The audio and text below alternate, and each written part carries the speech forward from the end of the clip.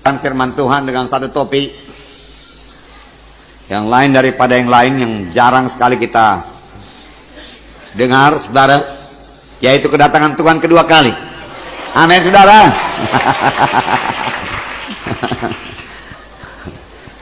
Karena pembacaan Alkitab kita, saudara, sudah sampai pada 1 Tesalonika dan 2 Tesalonika. Dalam 1 Tesalonika dan 2 Tesalonika hal ini diterangkan. 1 Tesalonika dan 2 Tesalonika berbicara banyak mengenai peristiwa-peristiwa pada akhir zaman, terutama kedatangan Tuhan Yesus yang kedua kalinya. Kedatangan Tuhan Yesus yang pertama semua kita sudah tahu di Bethlehem. Tapi Tuhan Yesus berjanji dia akan datang kedua kalinya. Kapankah itu, saudaraku? Dan apa yang kita perbuat dalam menantikan kedatangan Tuhan Yesus yang kedua kali? Nah, Paulus berkata dalam suratnya kepada sidang Tesalonika, perkara ini perlu kamu ketahui, supaya kamu jangan bingung, jangan takut, dan jangan tertipu oleh orang lain, oleh nubuat, oleh guru-guru palsu. Supaya kamu jangan tertipu, dan supaya kamu tahu mempergunakan waktu-waktu yang masih ada dalam menantikan kedatangan Tuhan kedua kali ini. Supaya jangan ada waktu-waktu yang sia-sia atau dipakainya menunggu-nunggu saja dan tidak bekerja sama sekali. Nah, saudara, dalam menantikan kedatangan Tuhan Yesus ya kedua kali, dalam masa penantian tersebut, saudara, kita harus bertambah-tambah rajin. Amin. Bertambah-tambah rajin kematian, rajin melayani, bertambah-tambah berbuah. Firman Tuhan berkata, pohon yang tidak berbuah ditebang. Bertambah-tambah dalam disiplin. Amin, saudaraku. Disiplin. Bertambah-tambah suci, berjalan dalam ruh. Dan bertambah-tambah dalam pelayanan, supaya kita menginjil dan memuridkan. Amin. Inilah yang kita kerjakan, saudaraku, sebahagian dalam menantikan kedatangan Tuhan Yesus yang kedua kali. Mari kita baca lebih dahulu dalam 2 Tesalonika pasal 2 ayat 1 sampai 4. 2 Tesalonika pasal 2 ayat 1 sampai 4. Sebetulnya 1 sampai 12, tapi kita baca dulu 1 sampai 4. 2 Tesalonika 2 ayat 1 sampai 4. Dapat? Mari kita baca bersama-sama tentang kedatangan Tuhan kita Yesus Kristus dan terhimpunnya kita dengan Dia. Kami minta kepadamu, saudara-saudara, supaya kamu jangan lekas bingung dan gelisah, baik oleh ilham roh maupun oleh pemberitaan atau surat yang dikatakan dari kami, seolah-olah hari Tuhan telah tiba. Janganlah kamu memberi dirimu disesatkan orang dengan cara yang bagaimanapun juga. Sebab sebelum hari itu haruslah datang dahulu murtad, dan haruslah dinyatakan dahulu manusia durhaka yang harus binasa, yaitu lawan yang meninggikan diri di atas segala yang disebut atau yang disembah sebagai Allah. Bahkan ia duduk di bait Allah dan mau menyatakan diri sebagai Allah. Paulus berkata mengenai kedatangan Tuhan kedua kali, janganlah kamu lekas bingung, jangan gelisah, baik oleh ilham roh maupun dia katakan oleh pemberitaan atau surat yang katanya datang dari kami, yang mengatakan hari Tuhan itu sudah tiba. Paulus berkata belum tiba. Jangan kamu bingung, dia katakan. Jangan kamu bingung, jangan gelisah.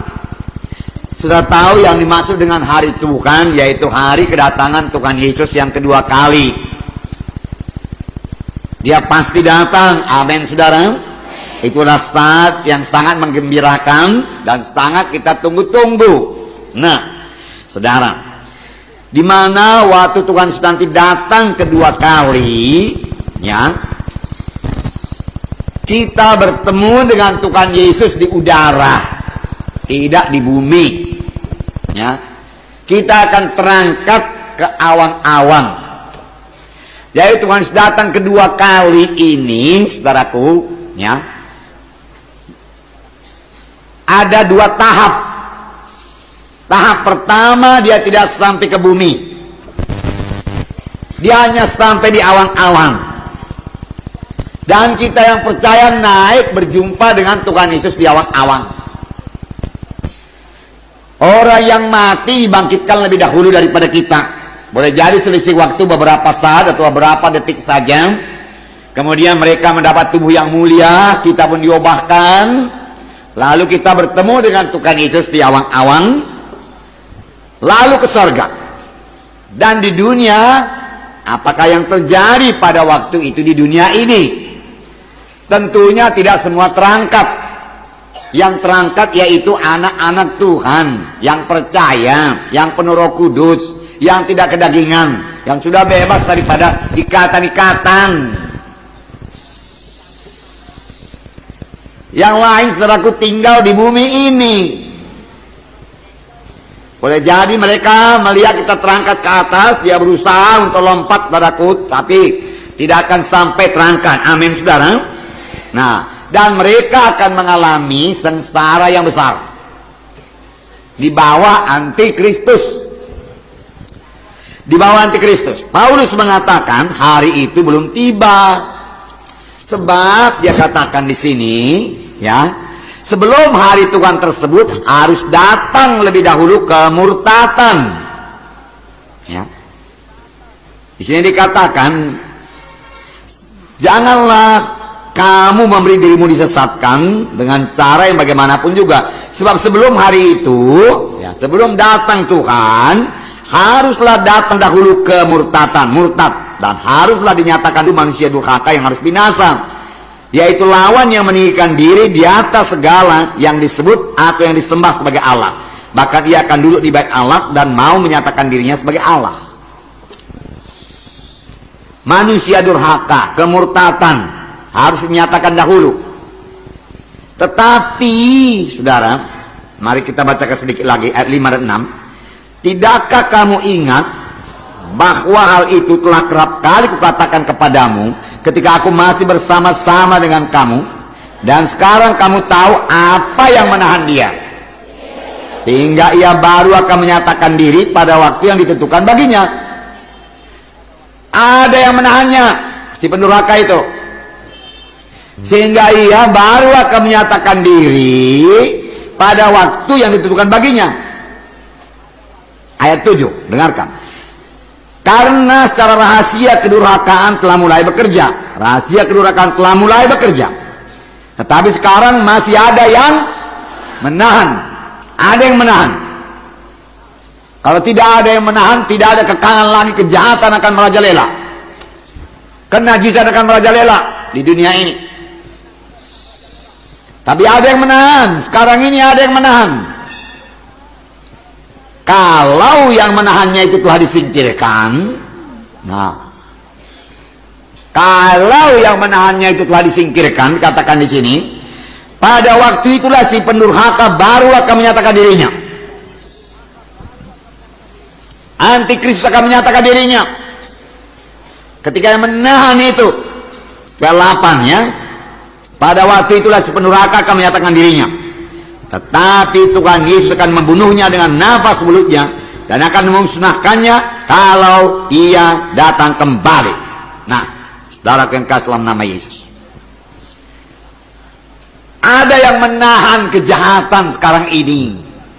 Ada yang menahan kemurtatan sehingga tidak lepas dari kekangan 100%. Ada yang menahan.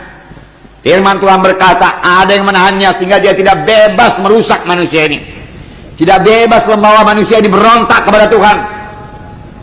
Tetapi kelak yang menahan itu disingkirkan. Pada waktu itulah mereka tidak punya kekangan lagi. Dan mereka akan jahat sama sekali. Mereka tidak terkendali lagi. Mereka akan berbuat jahat semau-maunya. Di bawah pimpinan si pendurhaka atau antikristus. Jadi antikristus itu baru muncul setelah yang menahannya itu diangkat, disingkirkan.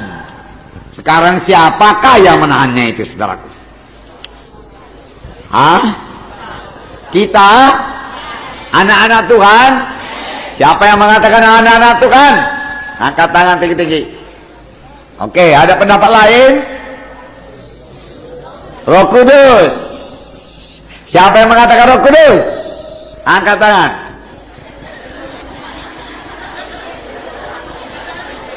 Siapa yang mengatakan dua-dua? Angkat tangan.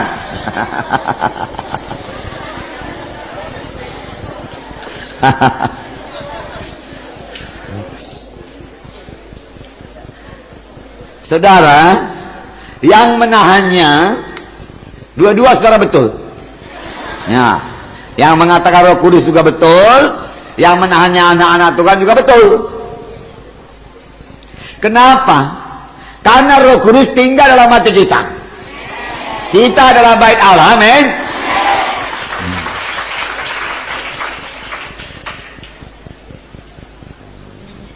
Roh Kudus kita katakan ada di gereja. Mengapa Roh Kudus ada di gereja? Karena anak-anak Tuhan ada di situ. Kalau kita lihat di gereja-gereja yang tua, yang nggak lagi anak-anak Tuhan di situ, nggak akan ada Roh Kudus bercokol di situ. Ngapain dia di situ duduk-duduk, berak macam patung? Nggak ada itu. Tapi dia tinggal dalam baitnya, yaitu kita ini. Dia tinggal dalam saya, dia tinggal dalam saudara. Lalu pada waktu yang menahan itu, yaitu Roh Kudus yang diam dalam anak-anak Tuhan, dan kemudian anak-anak Tuhan itu diangkat bertemu dengan Tuhan setiap awang, Roh Kudus tidak ada lagi di bumi ini, saudaraku. Tidak ada yang menahan kejahatan lagi. Tidak ada yang menahan pemberontakan lagi. Itu ngeri sekali, saudaraku. Ngeri. Kejahatan akan luar biasa jahatnya, kenajisan akan luar biasa najisnya, pemberontakan akan luar biasa berontaknya. Dipimpin oleh antikristus. Maunya jangan seorang pun di antara kita tinggal pada waktu itu. Dan memang tidak akan ada di antara kita yang tinggal, karena semua kita percaya kepada Tuhan Yesus. Amin. Itu satu peristiwa yang sangat luar biasa. Dan itu, saudaraku, waktunya sudah dekat. Ya. Kalau saudara tanya saya tahun berapa itu Pak Munti, pada katakan, saya jawab tahun 20XX. Saudara isi X-nya itu berapa? Boleh jadi ada juga orang berkata tahun 200X. Tapi ada juga yang berkata tahun 1999. Tapi kan waktu yang tepat, tidak seorang pun yang tahu. Hanya Tuhan minta kita semua berjaga-jaga, amin saudara. Supaya jangan kedatangan Tuhan yang kedua kali itu sebagai pencuri. Kedatangan Tuhan kedua kali sebagai pencuri hanya kepada mereka yang tidak berjaga-jaga. Tetapi kepada yang menunggu-nunggu kedatangan Tuhan kedua kali, saudaraku, maka kedatangan Tuhan Yesus tidak akan sebagaimana pencuri. Mereka sudah siap. Rindulah kedatangan Tuhan yang kedua kali. Adakah saudara rindu, saudaraku? Itulah pengharapan orang Kristen, saudara. Luar biasa itu, saudaraku, amin. Luar biasa. Nah, Tuhan ini sudah menjanjikan ini beberapa banyak ayat mengatakan bahwasanya Yesus akan datang kedua kali. Jadi itu tiada pasti digenapi. Pasti digenapi. Dalam Yohanes 14 ayat 2, saya bacakan Yohanes 14 ayat 2 dan 3. Di rumah Bapakku banyak tempat tinggal. Jika tidak demikian, tentu aku mengatakannya kepadamu. Sebab aku pergi ke situ untuk menyediakan tempat bagimu. Amin. Jadi ada tempat di sorga, di rumah Bapakku. Di manakah rumah Bapa? Di sorga. Ada rumah pada di sorga. Amin. Ayat 3. Dan apabila aku telah pergi ke situ dan telah menyediakan tempat bagimu, aku akan datang kembali. Aku akan datang kembali. Amin. Ya. Aku akan datang kembali dan membawa kamu ke tempatku, supaya di tempat di mana aku berada, kamu pun berada, amin, bersama-sama dengan Yesus. Kemudian ayat 28 Yohanes 14 juga, kamu telah mendengar bahwa aku telah berkata kepadamu, aku pergi, tetapi aku datang kembali kepadamu. Aku pergi sekarang, tapi aku datang kembali kepadamu. Begitulah besarnya kasih Tuhan Yesus, saudara. Sebenarnya dia bisa mengangkat kita saja, saudaraku, langsung ke sorga, saudara. Tetapi tidak, Tuhan menjemput. Dia datang, saudara. Dia datang dekat. Dia datang di awan-awan ini, saudara. Ketika Tuhan naik ke sorga, murid-murid menatap Tuhan Yesus, menatap ke sorga. Lalu datang malaikat. Apakah kata malaikat? Malaikat pun tahu bahwasanya Tuhan Yesus akan datang kedua kali. Dia akan kembali lagi ke dunia ini. Malaikat pun tahu. Dalam Kisah pasal 1 ayat 11. Dan malaikat mengatakannya kepada murid-murid. Saya bacakan. Dan berkata kepada mereka, hai orang-orang Galilea, mengapakah kamu berdiri melihat ke langit? Yesus ini, Yesus ini, Yesus ini, amin. Yesus yang sama, saudara. Yesus yang saudara sembah sekarang, di mana saudara bisa bersekutu dengan Dia, yang mendengarkan doa saudara, jamah hati saudara sehingga hati saudara meleleh, saudaraku, dengan kasih Tuhan. Yesus yang berjalan-jalan 2000 tahun yang lalu, Galilea, Yudea, Samaria, saudaraku, Yerusalem, saudara. Yesus ini yang terangkat ke sorga meninggalkan kamu, akan datang kembali dengan cara yang sama seperti kamu melihat Dia naik ke sorga. Amin. Haleluya. Akan datang kembali, saudara. Amin. Dia akan datang kembali. Masih tidak lama lagi, saudara. Masih banyak ayat yang lain yang bicara tentang kedatangan Tuhan Yesus yang kedua kali. Banyak. Nah, saudara, saya terangkan lebih lanjut. Kedatangan Tuhan Yesus yang kedua kali terdiri dari dua bahagian, dua tahap. Amin. Dua tahap, ya. Tahap pertama, tidak sampai ke bumi. Amin. Dia di awang-awang. Dan orang percaya naik bertemu Tuhan di awang-awang, lalu masuk ke sorga, terima pahala-pahala. Di bumi terjadi kesengsaraan besar, lamanya 7 tahun, 2 kali 3,5 tahun. Nah, lalu sesudah 7 tahun itu, sesudah berapa tahun? 7 tahun, sudah 7 tahun kita di sorga, saudara. Kita turun kembali ke bumi bersama-sama dengan Yesus. Dan pada waktu itu, Tuhan Yesus menjejakkan kakinya di Bukit Zaitun sampai ke dunia ini. Amin. Tidak di awang-awang lagi. Betul-betul Dia memerintah. Dan Dia mengalahkan Antikristus. Dan Dia mendirikan kerajaan 1000 tahun. Amin.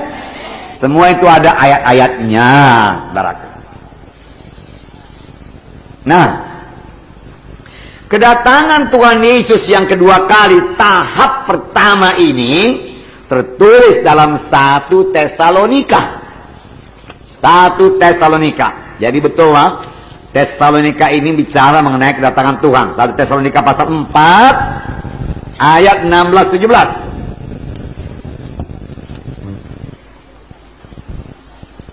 Ah, 16-17. Mari kita baca bersama-sama. Dapat? Mari kita baca bersama-sama. Sebab pada waktu tanda diberi, yaitu pada waktu penghulu malaikat berseru dan sangkakala Allah berbunyi, dan mereka yang mati dalam Kristus akan lebih dahulu bangkit. Sesudah itu kita yang hidup, yang masih tinggal akan diangkat bersama-sama dengan mereka dalam awan menyongsong Tuhan di angkasa.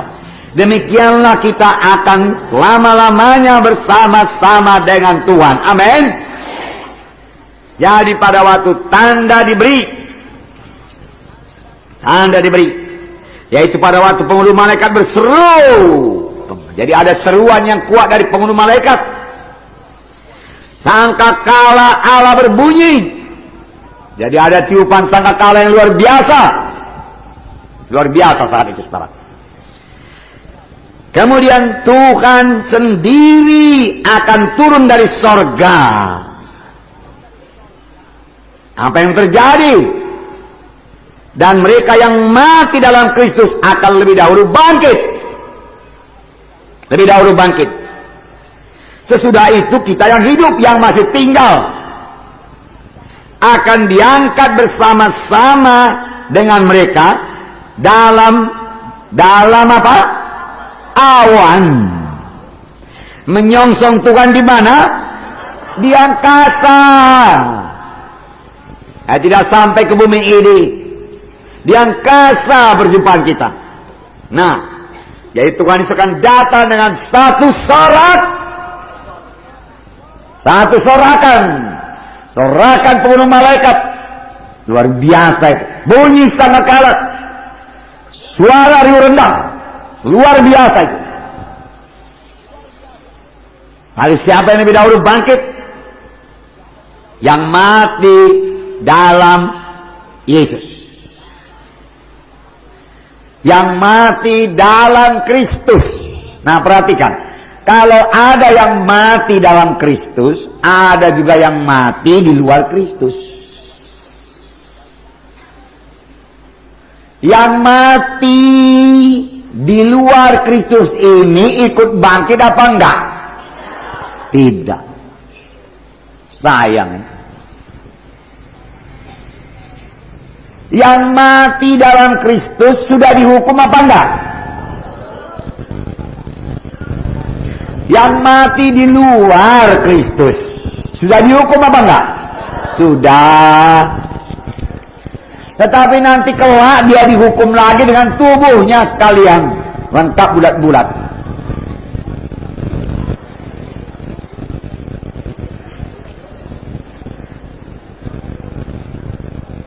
Saudara tahu berapa tahun bedanya?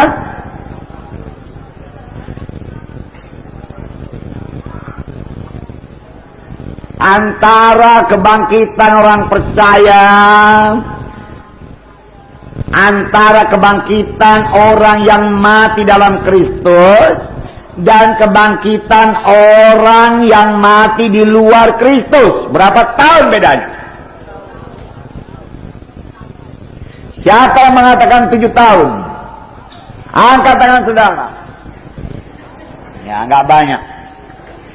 Siapa mengatakan 1 tahun? Nggak ada. Atau 1 minggu? Siapa mengatakan 3,5 tahun?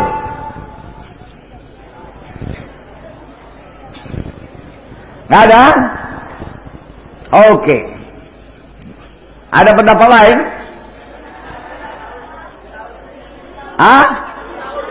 7 tahun? 1.000? 1.000? Hampir betul. Hampir betul itu 1.000. 1.000 berapa? 1.007 tahun. Beri tepuk tangan yang meriah.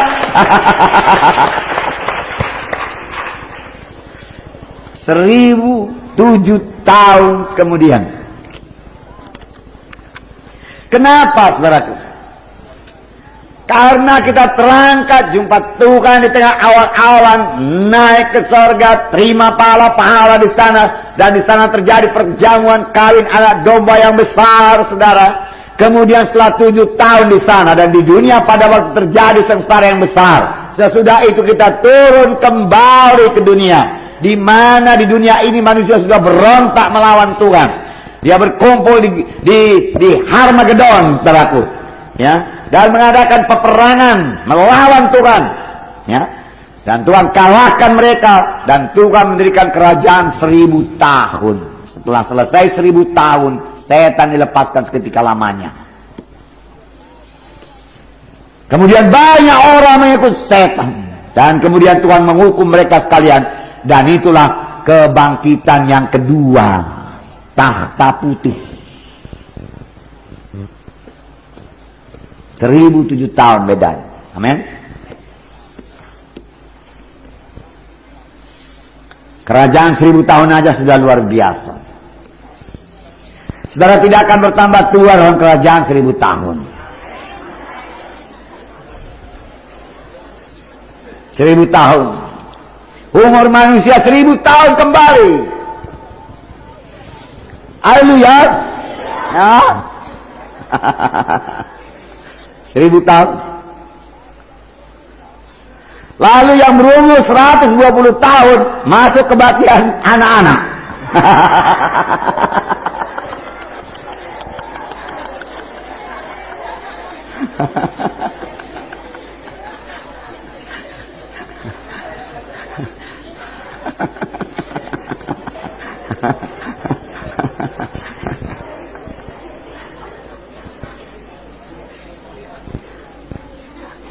Yang 240 tahun saudaraku masuk kebaktian remaja.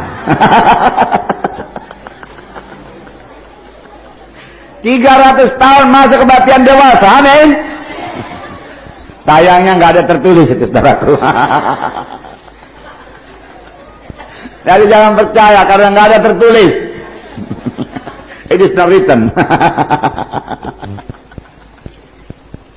Nah, tapi itulah yang akan terjadi saudaraku, luar biasa. Ya. Jadi 2 tahap. Ini yang disebut saudara dalam perjanjian baru bahasa Greka namanya parousia, yang artinya hadir atau sudah ada di sini atau kedatangan. Jadi kalau dilihat tulisannya dalam perjanjian baru namanya parousia. Parousia.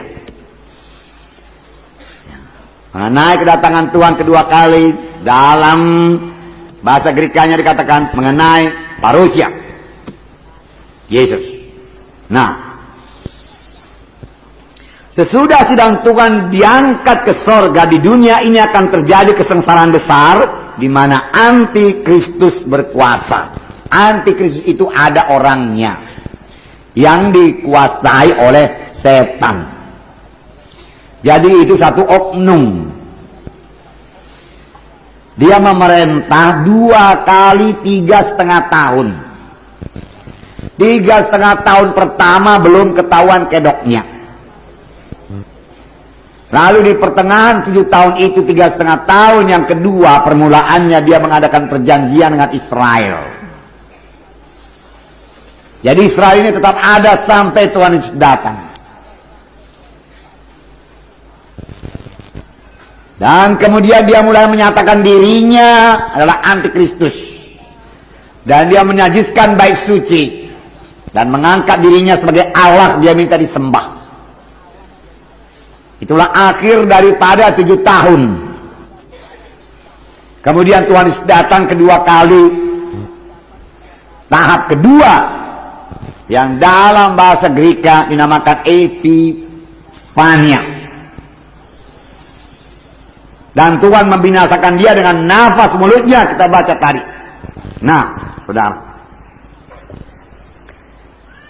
Jadi, saudara, setelah Yesus datang kedua kali pada tahap pertama, dan kita terangkat ke sorga, saudara, ya, kita akan berada di sorga bersama-sama dengan Yesus. Jadi ini berarti, saudara-saudara tidak akan melihat antikristus. Haleluya. Ya. Sebenarnya antikristus yang harus berkata haleluya. Karena kalau ketemu kita dia nggak tahan. Karena firman Tuhan berkata kita yang menahan dia. Nggak cukup kuasanya untuk mengalahkan kita. Ketika yang menahan itu disingkirkan, baru dia bisa muncul. Amin. Kalau tidak, dia tidak bisa muncul. Dia tidak bisa menyatakan diri. Hanya pekerjaan-pekerjaannya saja, kemurtatan di sana sini, pemberontakan sana sini, tapi tidak full. Masih dikekang oleh yang menahan, yaitu Roh Kudus. melalui doa orang percaya, anak-anaknya. Oleh sebab itu, kalau kita berdoa untuk membendung kejahatan, itulah pimpinan Roh Kudus. Membendung kenajisan dan tidak menguasai muda-mudi, itu adalah kehendak Roh Kudus. Karena untuk itulah Roh Kudus diberikan, Roh Kudus memakai kita. Ini luar biasa itu. Ada yang menahan. Jadi kita tidak akan ketemu saudaraku dengan dia.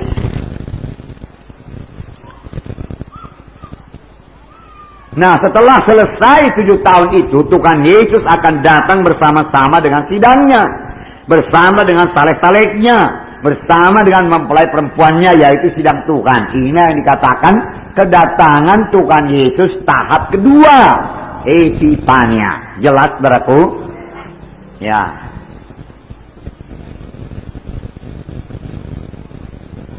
Untuk memerintah atas bangsa-bangsa itu yang tertulis, dia menjejakkan kakinya di Bukit Zaitun. Zakaria 14. Zakaria 14 ayat 4. Saya bacakan pada saudara. Zakaria 14 ayat 4.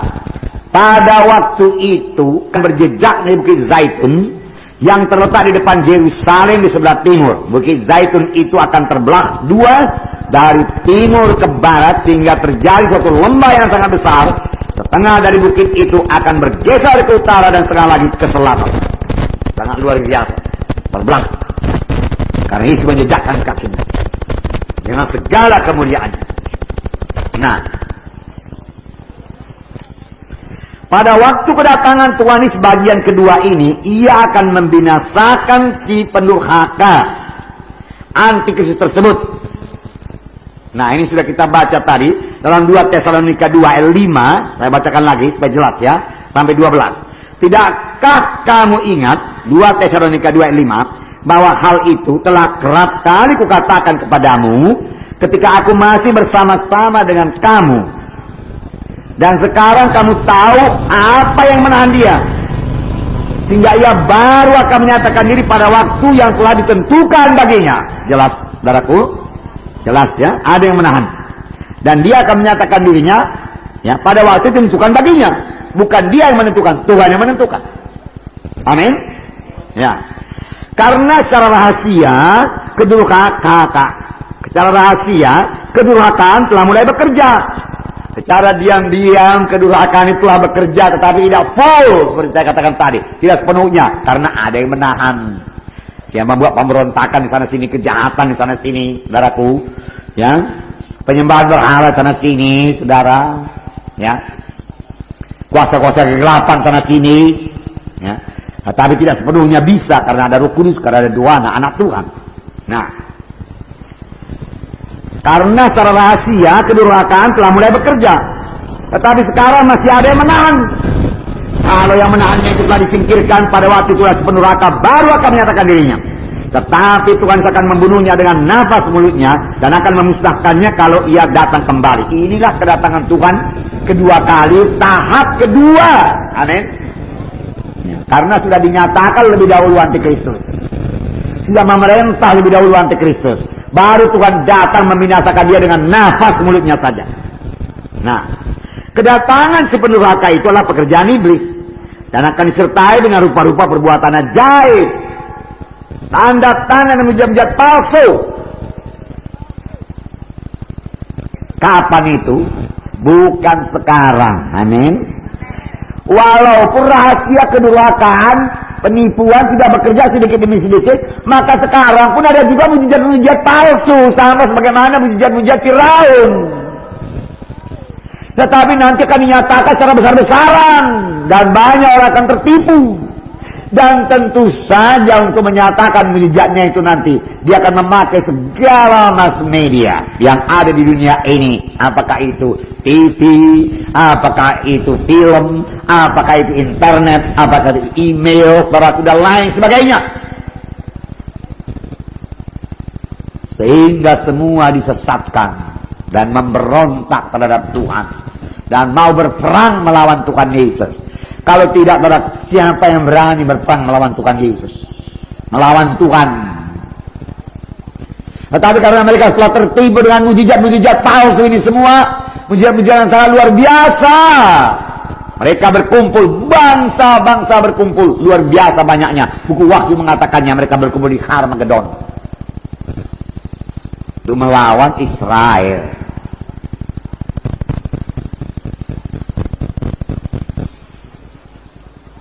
Disitulah nanti Tuhan datang.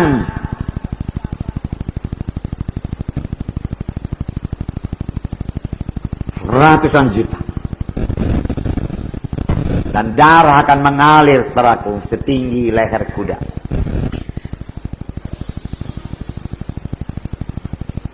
Luar biasa. Nah, lihat di sini. Akan disertai rupa-rupa perbuatan ajaib, tanda-tanda dan mujizat palsu, dengan rupa-rupa tipu daya jahat terhadap orang-orang yang harus binasa. Mereka percaya. Karena mereka tidak menerima dan mengasihi kebenaran, ya, yang dapat menyelamatkan mereka. Mereka tidak bisa mengerti. Pada waktu Injil diberitakan kepada mereka, mereka mengeraskan hatinya. Kita berkata, Yesus sebentar lagi datang, marilah bertobat, terima Yesus, pastikan keselamatan jiwa saudara. Mereka tidak mau. Kami sudah ke gereja. Adakah kamu memiliki Tuhan Yesus? Ya, pokoknya saya ke gereja. Mereka tidak dalam pertobatan. Dia bilang keselamatan itu kan anugerah. Lalu mereka ke gereja. Dia bilang keselamatan itu karunia. Tetapi dia tidak mempedulikan hidupnya. Kenapa? Karena keselamatan karunia. Bikin dosa pun gak apa-apa. Tetap dalam dosa. Kalau memang maksud Tuhan kita selamat, dia selamat. Namanya pun karunia. Oke, terima saja karunia itu dan tetap hidup dalam dosa. Tahukah saudara bahwasanya kita percaya dalam menerima karunia Tuhan itu kita harus bertobat dan meninggalkan semua dosa, kemesuman, kejahatan, amin. Ya. Nah, tapi nanti ajarannya akan karunia. Lihat tanda ajaib, tanda mujizat. Boleh hidup dalam dosa, hidup dalam hawa nafsu, karena Tuhan memberikan kepada kita hawa nafsu. Mari buatkan saja hawa nafsu. Sama sebagai pengajaran, hampir-hampir sama dengan pengajaran Children of God. Saudara, saya mau mengatakan kepada saudara, tidak ada keselamatan tanpa hidup suci. Amin, saudara. Terus hidup dalam dosa. Walaupun mulut kita ini berkata, ku terima Engkau Tuhan sebagai Tuhan dan Juru Selamatku, tapi kita tidak mau meninggalkan dosa, tidak mau bertobat, tetap berkanjang dalam dosa, tidak akan membawa kita kepada keselamatan. Nah, dan ini setelah mereka mengeraskan hati, lalu mereka jatuh ke tangan antikristus. Dan itulah sebabnya ayat 11, Allah mendatangkan kesesatan atas mereka. Bukan Allah yang mendatangkan kesesatan, Roh Kudus tidak bekerja lagi atas mereka. Hati mereka telah menjadi keras. Nah, mereka tidak mengerti lagi kebenaran yang sejati, yang menyebabkan mereka percaya akan dusta, supaya dihukum semua orang yang tidak percaya akan kebenaran dan yang suka akan kejahatan, yang suka akan dosa. Mereka akan dihukum walau mereka ke gereja. Yang suka akan kejahatan yang tidak akan terangkat waktu Tuhan sudah datang kedua kali, saudara. Nah,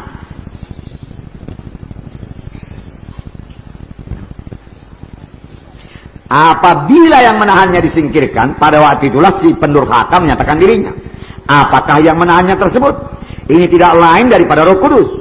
Oleh karena dialah yang punya kuasa untuk menahan kejahatan dan pekerjaan setan. Pada waktu itulah semua pengekangan terhadap dosa dan kejahatan akan diangkat. Dan pemberontakan yang besar di bawah pimpinan iblis atau di bawah pimpinan antikristus mulai. Tapi kita sudah berada di sorga. Amin. Tapi coba saudara bayangkan apa yang terjadi di bumi ini pada waktu itu. Pemberontakan, kejahatan. Tidak ada yang mengekang lagi. Tipu daya, saudara. Siap sekali. Sekarang ngajak saudaraku, yang saudara lihat kejahatan, tipu daya manusia ini, saudaraku, kita merasa sangat terganggu, saudaraku. Ya. Sampai hati dia berbuat demikian. Kok begitu kali kejamnya dia, kok begitu kali jahatnya dia, kita katakan, saudara. Ya. tidak berperi kemanusiaan, kita katakan. Kalau kita baca di koran-koran pembunuhan-pembunuhan yang keji, saudaraku, ya, kok bisa begitu kita katakan? Mereka itu kita katakan. Itu, saudaraku, masih ada yang mengekang, yaitu Roh Kudus, gereja Tuhan. Apalagi nanti setelah gereja diangkat, saudara, betapa mengerikan hidup dalam dunia ini, saudara. Antikristus, setan itu antikristus, saudara.